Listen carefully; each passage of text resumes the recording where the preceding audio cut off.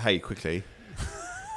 Hi, John. Morning. Morning, Will. Morning. I love these little pre-podcast meetings. We just got to get ready for everything. Yeah. We got an exciting podcast today. It's going to be really, really good. It's just your questions answered, basically. We're doing tips. Tips. Here we go. This is the Edible Valley podcast since 2011. Do you ever wonder where your food comes from? That's what got us started on this adventure. In each episode, we ask experts to weigh in on the food topics that matter to you, from growers to producers to chefs. And I challenge John, Darren and you to learn more about your food and the stories behind it. From our hub on Vancouver Island in the beautiful Comox Valley, join us as we explore our Edible Valley.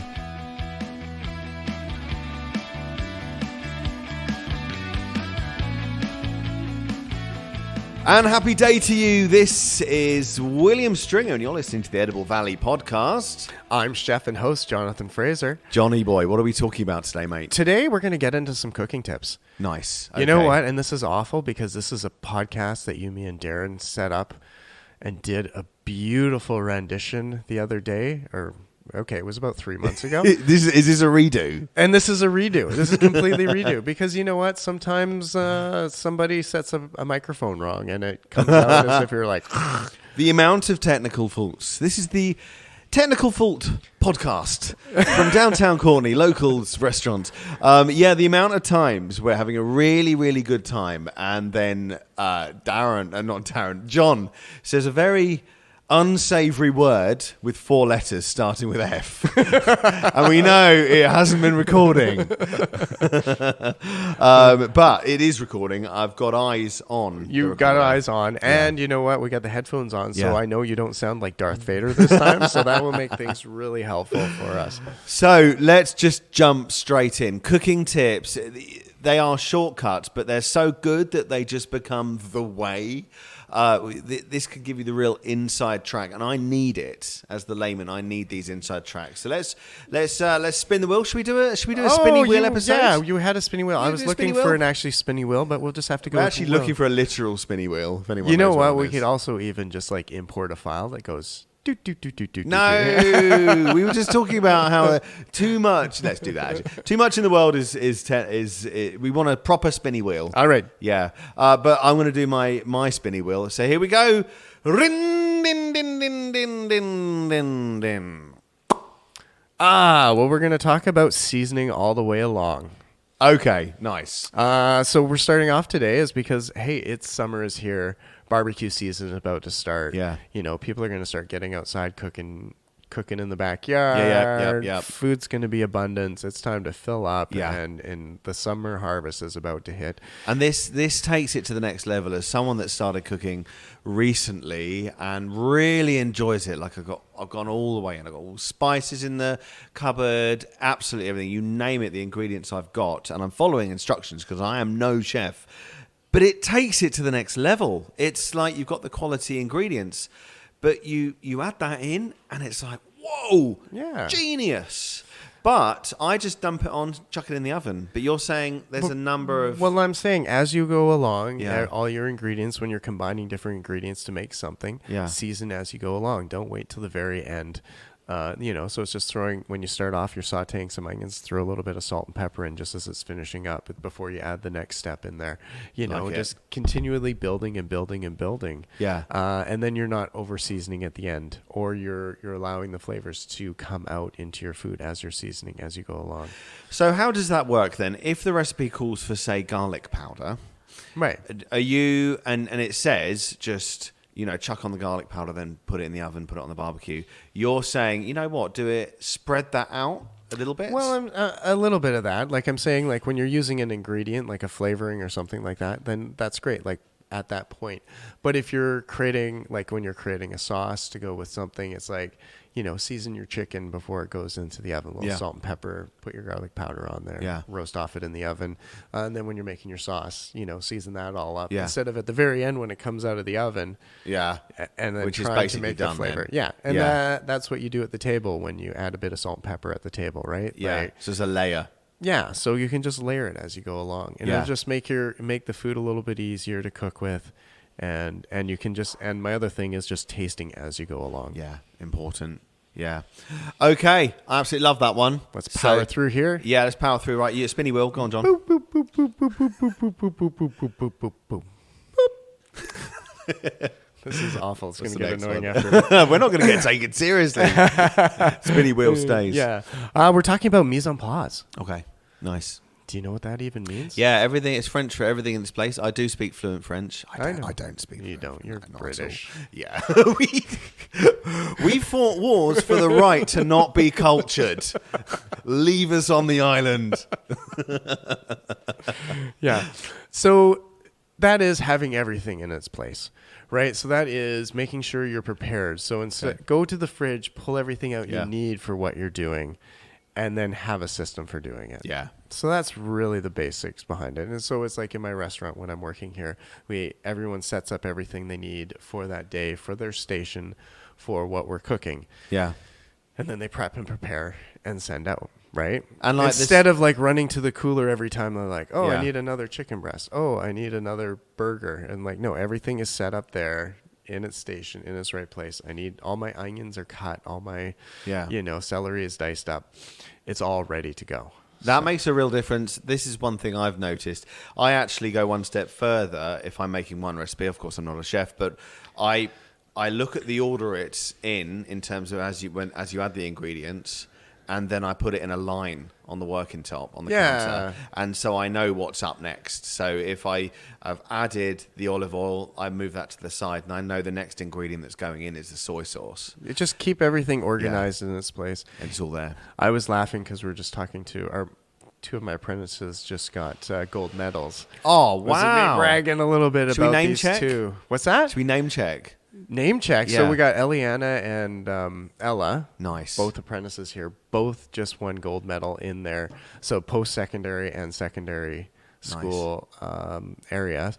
Eliana is in Winnipeg right now competing for Canada. Good job, Eliana. You did it. You got this. Or sorry, Ella. Sorry, Ella is gone. Eliana is off to Africa for a mission. For a month. Winnipeg and Africa. I know, like they're everywhere. Yeah. These women are incredible. Yeah. But we were talking with Ella about how she's to prepare for her competition. Yeah. And someone brought up the fact is you get all your containers and label them all beforehand with what's supposed to be in them. Right. So that when you go in to do your competition and you have to prep everything in that order, you know that container gets, 100 grams of onions. That container gets 100. And that is taking it to the next level. And not that I'm saying a home cook should be doing this, but in a competition when the adrenaline's on and you've got the time limit and you have to be done, to have everything laid out with your containers ready to go, that you just fill them up and you don't have to think as much. Well, it's about focus. And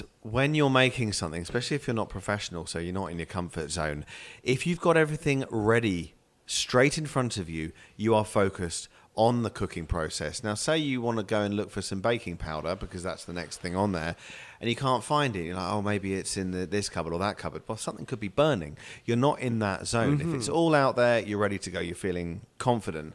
And I'm going to give one quick shout out. We have a subscription with, I believe, Vancouver-based Fresh Prep. It is like the HelloFresh of BC. They are wonderful, and they send us a box with the meal kit, and everything is cut out, ready to go. I'm not incentivized in any way to say this, but it's all ready to go. And they portion it out. You just chuck it in, and it's every time it's like a restaurant quality meal, and we absolutely love it. And best thing is they are almost completely plastic free now. They send you reusable containers which you that's pop back on amazing. your porch afterwards, and it's just like a restaurant meal every single night. So I recommend that Fresh Prep. I think they're out of Vancouver. And if you want to go the next level, the CSAs, and you can get the local farmers in Yes. town here. As we like talked our about Zena pod- last week. Yeah. So I do that. Eva's looking after our new baby Penelope most of the time. I'm out working. But I go out there. I get the ingredients. And the CSAs are really, they are the way of supporting the farmer, giving them the money they need so they don't need to go to the bank to get the crops down. You've really got a stake in the Comox Valley if you do that, and I certainly will get on one of those at some point. That's awesome. Right. Time for the spinny wheel. Spinny wheel. Ba ba ba ba ba ba ba ba ba ba ba. Bah. We're Go. going to talk frying pans. Oh yeah. Are you going to say season the frying pan? Well, that's always a bonus to have Okay. a well-seasoned frying pan so it doesn't stick. I have a little trick where I like to heat my pans up a little hotter than I want them. Okay. And then turn it down to let them cool and just add a little bit of oil. And what it sort of does is the oil, when it heats up, the pan expands. And then when it cools down a bit, and I'm just talking like, 10, 20 degrees, the oil sort of settles in there and sort of forms a nice little bond. I'm not heating a pan up to where it's smoking and burning the oil, Yeah. like just when it just hitting that smoke point. Yeah. And then I try to turn it down just a little bit. But my other thing is not overcrowding the pan. Okay. Yeah. And this is a mistake that a lot of people do, and I see everyone does it, is you have all this ingredient that you want to cook all at once, so you throw it all in the pan, and it instantly drops that temperature of the pan, and then everything just sticks. Yeah. Yeah. And then instead of frying and giving you a beautiful crisp that you're looking for, it gives you this sort of boiled, chewy School dinners. school dinner. It's not what you're looking for. Not around here though, because the food in the schools here has been excellent the last few years. Yes. So a couple of things about that. So your objective is to keep that temperature up in the pan. So you're staggering putting things in. Yeah. So the temperature stays up. That's going to affect the crispiness if you want the crispiness and things like that.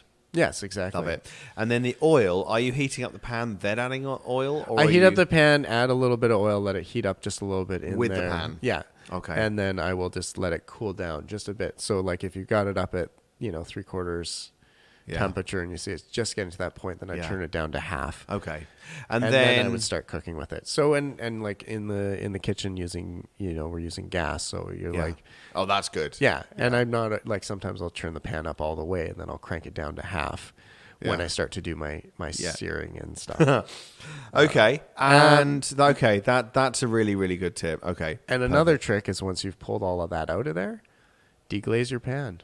Well, now what does that mean? Well, that is throwing a bit of liquid in there to Okay. to take the flavors up that are sealed into the pan.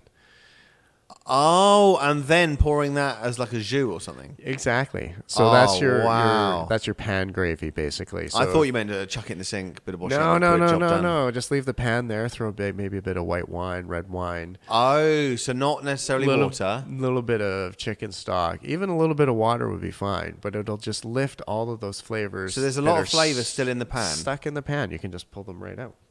Wow. So people are chucking away flavour all the time. All the time. Okay, nice. I like that one.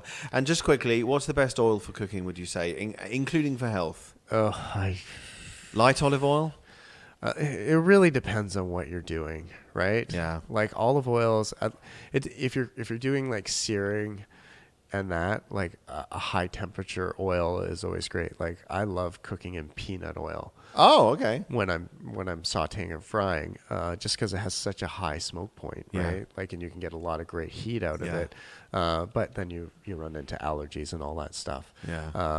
Yeah. So, and it's loaded. Like olive oil is beautiful for you, but like extra virgin olive oil, as soon as heat touches it, you kind of kill everything that's in it. So it's not always the best to be within the olive oil. Yeah, like especially if you get a very high grade extra virgin olive oil, which just has beautiful flavors in it. To put heat on it is ridiculous. It's not. Yeah, ideally, what's the heat temperature on that? Ideally, Oh, you're asking me a Pretty number low. that's not in my brain right at this moment.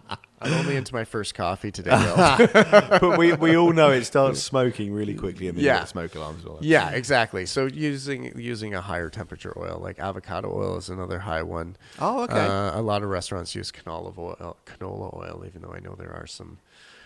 Yeah, There's potential. pros and cons to that one.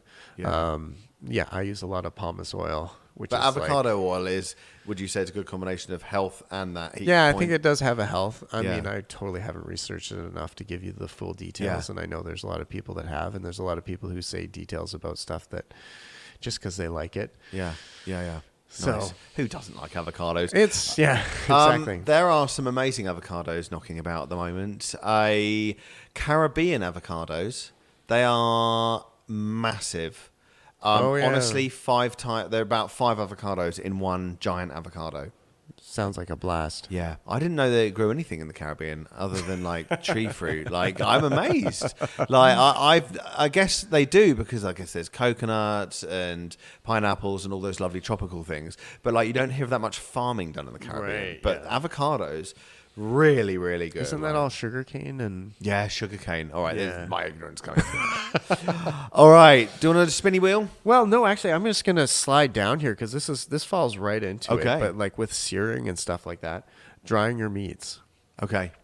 This Okay. is something that a lot of people don't think about or whatever. But if you're doing a dry sear on something like that, just giving the cloth a tap just to get all that extra moisture. Right. Off of there. Okay. So which falls back into my, not overcrowding your pan, right? Like Yeah, yeah. If you have a nice steak that you've got, just give it a tap dry and then salt and pepper seasoning on top. So it's the steak. It's raw. Mm-hmm. Then you're drying it before you put it into the pan and start the process of cooking. Yeah, Okay. that's even just throwing it on the grill, right? Like just Yeah. giving it a little tap just to get that extra moisture off there. Yeah. Because that moisture is what's going to make it stick and it's going to make Yeah. it boil. So if you want to get those nice sharp, crisp marks on there, Yeah. making sure it's nice and dry on The the moisture outside. will still. Okay, that is a really, really important tip. And on that subject, say I slow cook beef sometimes, and it's recommended that it's sautéed on each side. Like if I've got 3 or 4 pounds of meat, then we're sautéing each side of it and sticking it in the slow cooker. What would you say to sautéing as an idea? What does it actually do? Does it seal in the moisture or something like that? Well, with sautéing is you're really like, sautéing is jumping, right? Like you're having the stuff jump in the pan. Okay. And so you're trying to cook out, like I more think of like onions for sautéing, right? Yeah. That you're cooking out the bitterness in the vegetable. Right. Yeah. Okay. And so sautéing can be with browning, which Okay. gives you that caramelization, and also can be without it. So Yeah. Okay. Yeah. Wow. I'm learning so much today. Spinny wheel? Spinny wheel. Let's throw down the spinny wheel for sure. That's you. I gotta. As I said, first coffee of the day. do boom. Where am I going here? Let's start talking about just some good practices. Okay. Since we're doing some searing, we're doing some cooking, but we got to prep everything. Talk about the mirepoix, your good old cutting board. Yeah. Little safety thing. Throw a cloth underneath it. A little down Wow. cloth. Okay. These are simple ideas, but it's so true. And it's something we use in the kitchen here everywhere. No one puts down a cutting board without a cloth under it Yeah. because we're on stainless steel everywhere here. Yeah. Just because it's clean and sanitized and it holds up really Did you say well. wet cloth? Yeah, A bit so we wet, just yeah. do a little Yeah. damp cloth. Okay. I mean, just that way it just doesn't slide. Yeah. And you've got that extra Yeah. sticking ability. Yeah. Because there's nothing worse than, having something move on you when you're cutting Yeah, with yeah, something yeah. sharp, right? Yeah. That's how accidents happen. Yeah. And so on that one, the other thing is making sure you hone your knife before you use your knife. Okay. Which is honing is basically taking a steel to it and just making sure that it's got a bit of an edge on and making sure your knife is Okay. sharp. So Yeah. not as much as going through the full of getting a stone out Yeah. and sharpening it, but just taking a steel to it just to give that little roughing up the edges of the knife so it has something to cut with. So Love it. Okay, that's important. Spinny wheel. Ping. okay, let's talk about It's half-hearted. I'm just going through my list. Toasting. You know what? Here's something that a lot of people forget to do and never do, but to get extra flavor out of nuts and herbs, or not nuts and spices, is just to toast them up a little bit to release the oils out of them. Of the herbs. Of the spices. Okay. Don't want to. I messed up with the herbs because herbs are usually, they're usually light, and so you want to add them to add extra flavor too right from the thing. So I'm talking like, parsley, rosemary, sage. They're all fresh ingredients, so the flavor comes out instantly. And the longer you cook it, it doesn't add extra flavor. Yeah. You kind of lose a bit and it blends into it. Yeah. Whereas with spices, so we're talking like, I could say just for quick ones, it's like cinnamon and nutmeg, let's go coriander, cilantro, and stuff like that. Just heating them up a little bit and letting those oils release, especially with I love cilantro or coriander. Yeah. I'm on a tangent here with one coffee today. So coriander and cumin, right? Like just giving those. We don't buy ground spices here. Like we buy whole seeds and grind them ourselves. Okay. So what we'll do is we'll take a whole pan of coriander and a whole pan of cumin, toast it in the oven for a little bit, let it release some of those flavors, and then we'll grind it, and it just gives you such a more beautiful flavor. Yeah. And it doesn't feel as flat when you're And this is, of making course, the sauce. at Locals Restaurant in Courtney.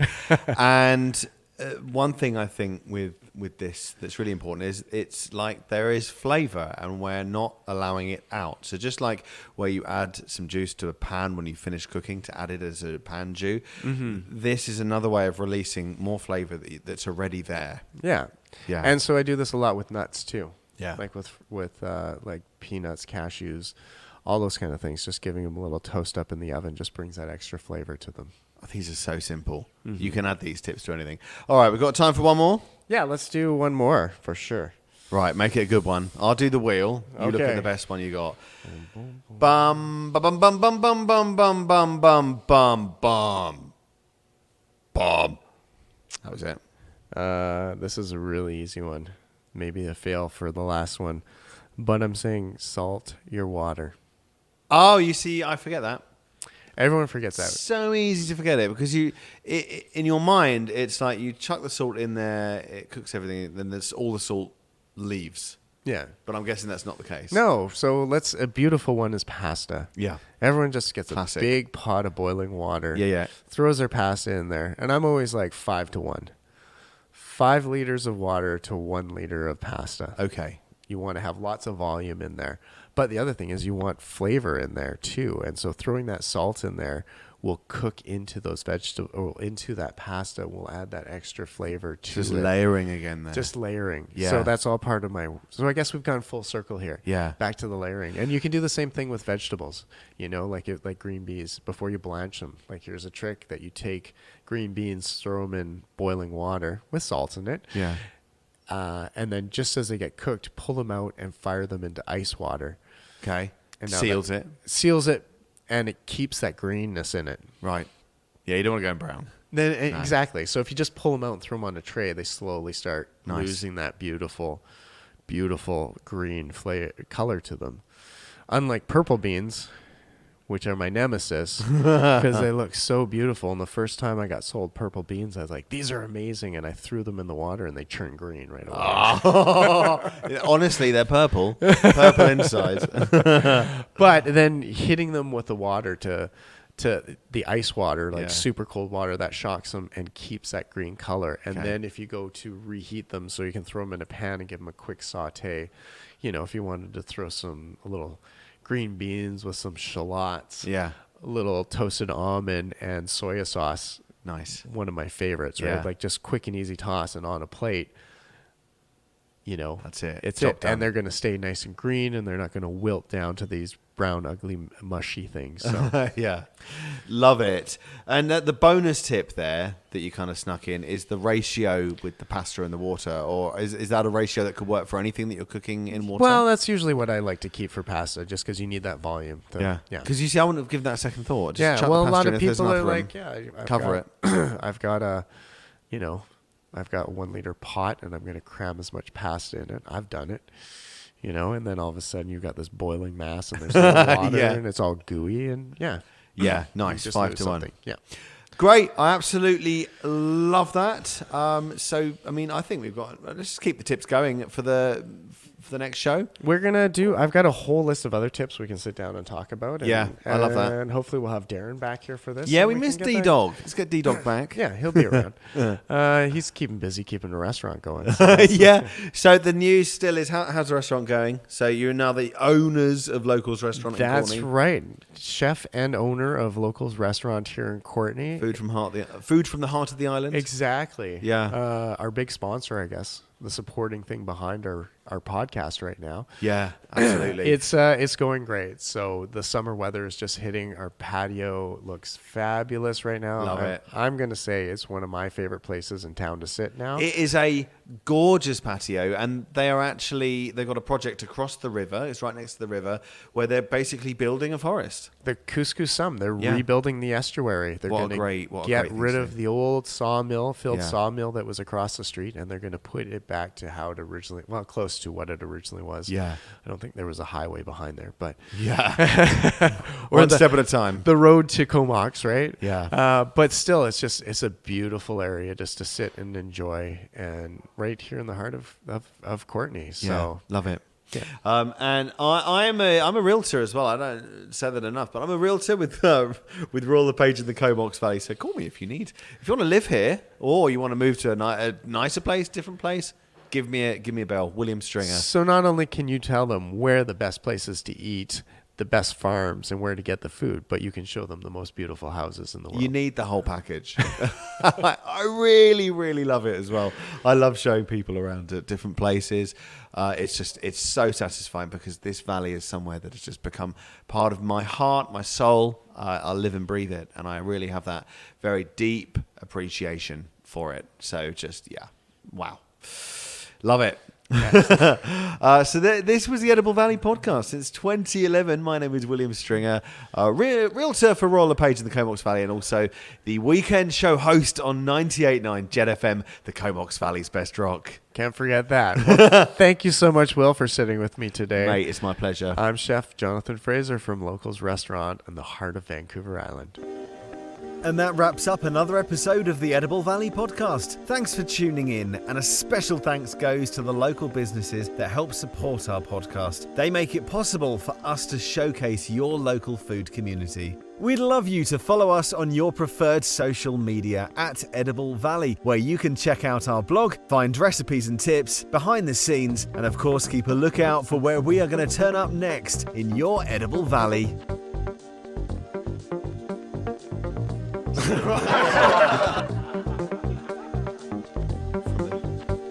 Whoa. The boss of the radio station. Social media scumbag imposter.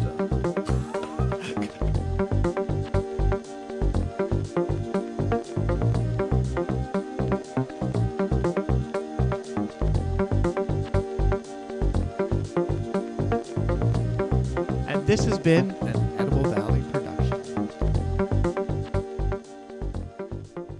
Yeah. Beep, beep, beep, beep, beep, beep, beep, beep. Okay. Ready again?